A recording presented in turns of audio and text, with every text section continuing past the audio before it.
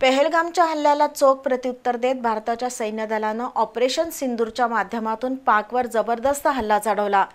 पाकिस्तानचे ड्रोन क्षेपणास्त्र भारतीय सैन्य दलानं हवेतच नष्ट केले।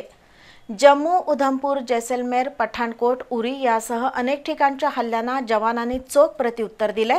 तसंच इस्लामाबाद, लाहोर इथंही हल्ले घडवले।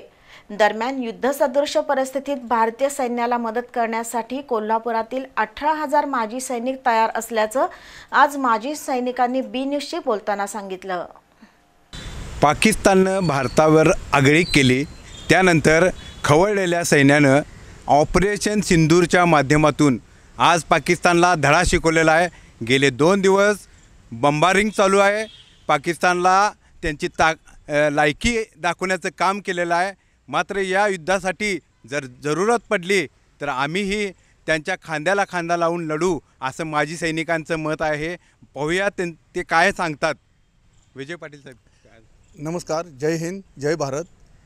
आज खरंच आम्हाला अभिमान वाटतो, कारण आम्ही जे जम्मू काश्मीरमध्ये मी स्वतः 6 वर्ष नोकरी केलेली आहे। 6 वर्षामध्ये जे भोगलेलं आहे तिथल्या काश्मीरी उग्रवादी आणि पाकिस्तान सैन्याकडून, त्याचा आज खरंच बदला घेण्याची वेळ आलेली आहे। आज बदला घेतलेला आहे। भारतीय संरक्षण दलाने जर आम्हाला आजही जर बोलवलं तर आजसुद्धा आम्ही जे पूर्वी ट्रेनिंग दिलेलं आहे तेवढ्याच जोशमध्ये भारतीय बॉर्डरवरती जाऊन आम्ही लढायला तयार आहे। भारतात घुसून भारतातून आम्ही पाकिस्तानमध्ये घुसून त्या पाकिस्तानला धडा शिकवण्याच्या तयारीत आहोत। माजी सैनिक विना वेतन kindly information to all Indian government servants, माझी तुम्हाला नम्रपणे विनंती आहे, आम्ही माजी सैनिक कोणतेही वेतन न घेता या युद्धात सेकंड लाईनला आम्ही काम करायला तयार आहोत। कारण का फ्रंट लाईनला आम्हाला पाठवणार नाहीत हे सिद्ध आहे।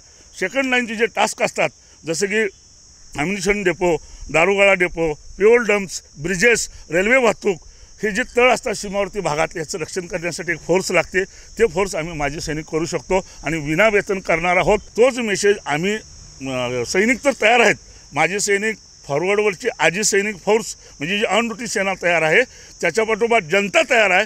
आता फक्त राष्ट्र नेतृत्वानं राजकारण्यांनी एवढंच करावं, पाकव्याप्त काश्मीर या युद्धाच्या निमित्तानं ताब्यात घ्यावा, एवढीच विनंती। नरेंद्र मोदींनी जे काम केले ते योग्य केले। ह्या बाबतीत कोणीही काही बोलू शकत नाही। लोक म्हणत होती 15 दिवस मोदी साहेब कुठं आहेत। मात्र मोदी साहेब ह्याच्यासाठी होते, मोदी साहेब ते ऑपरेशन कसं करायचं आहे ते दाखवायसाठी मोदी साहेब होते आणि त्यांनी दाखवलं। या 2 दिवसात हिनी दाखवलं मोदी साहेब काय करू शकतात। बाकीची जी राजकीय पक्ष आणि हे म्हणतात मोदी साहेबांनी हे केलं, ते केलं, असं केलं, ते केलं। मात्र मोदी साहेबांनी काय काय केलं हे आता दाखवून दिलेलं आहे। कदाचित पाकिस्तानचे 4 तुकडे होतील, पण यासाठी या युद्धासाठी आम्हीही बॉर्डरवर जाऊ, तिथं लागेल ते सहाय्य करू, परिस्थितीनुसार सैन्याला गारद करू, असं आश्वासन माजी सैनिकांनी दिले।